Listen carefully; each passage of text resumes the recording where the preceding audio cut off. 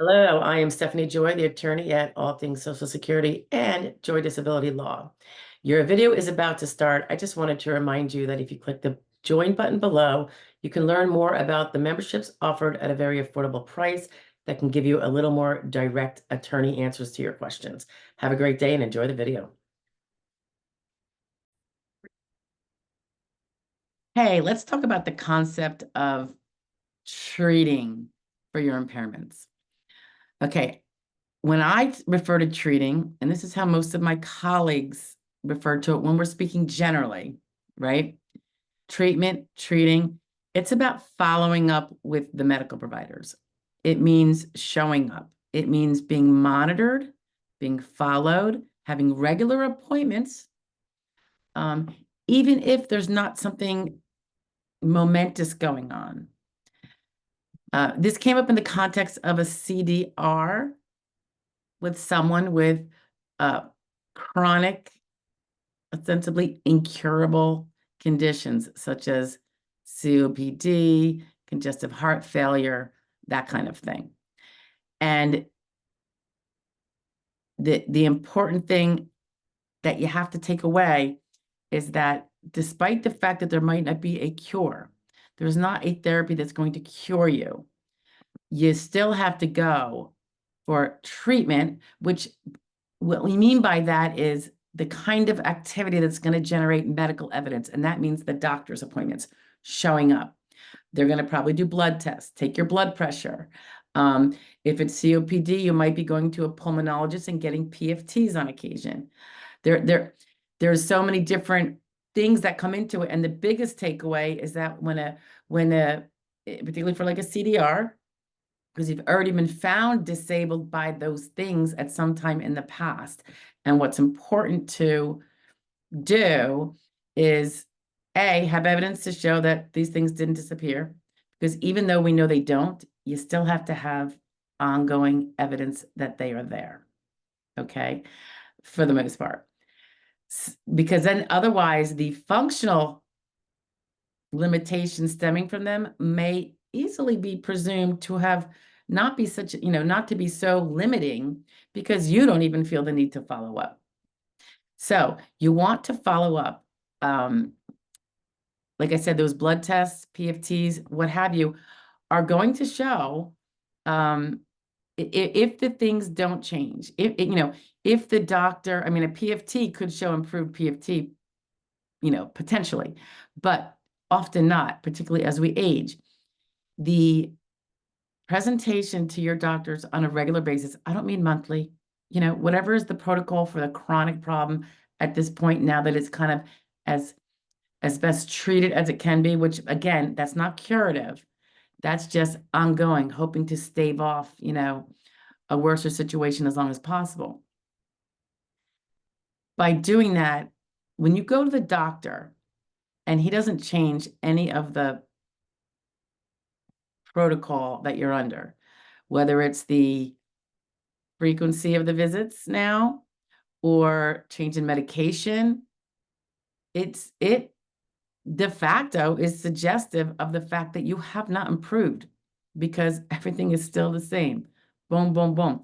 The SSDI knows when something's a chronic condition that is incurable, and COPD is right up there with that. So the going is what provides the proof that it has not improved. Not going at all is suggestive of improvement in a sense, because people who are the same and found it to be so disabling that they no longer work, they were going before, now suddenly they don't feel the need. It's the implication. So when we say go for treatment, it is about the follow-up. When we're in an active case, when we're trying to prove the disability, that's a little bit different. That's a little bit more onerous. But the burden from a practical standpoint, after we prevailed and we know we're going to be looking down a CDR, of course, right, is to maintain that basic illustration from the medical records that there has not been improvement, or any improvement is very minimal. And you can do that by continuing to just go when you're supposed to go to your PCP. You know, if you have a specific problem like COPD, you'd have a pulmonologist, right?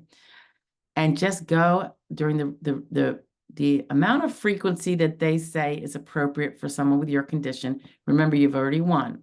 So continue on that thread. Of course, if things get worse, you jump on it. But if they don't, and hopefully they don't, just maintain that proof by going. Continue with the complaints as they have been, if they maintain, you know, and get it documented. That's all it is. It doesn't have to be weekly or monthly, because goodness knows with these chronic issues, sometimes it's a little less frequent than that. Again, because there's not like a particular boom, boom therapy that's going to make it improve. The lack of change in medications can be suggestive of no improvement. Obviously, if the medications become more onerous, it shows perhaps a worsening. So even if, you know, to the extent that they don't write down maybe your complaints, when you can show, if you happen to show, and you don't have to, again, status quo can be fine with CDRs because you're just trying to show you didn't improve, right? So the same medication is not troublesome to me.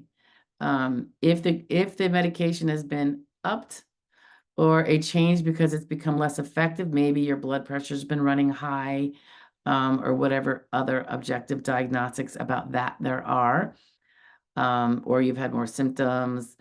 Same on the COPD side and things related to that, emphysema.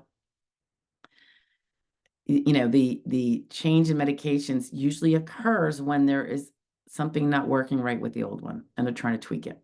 So that can be a help, not good for your health, and I'm sorry about that, but helpful to your arsenal of evidence in your back window so that when you get to that CDR.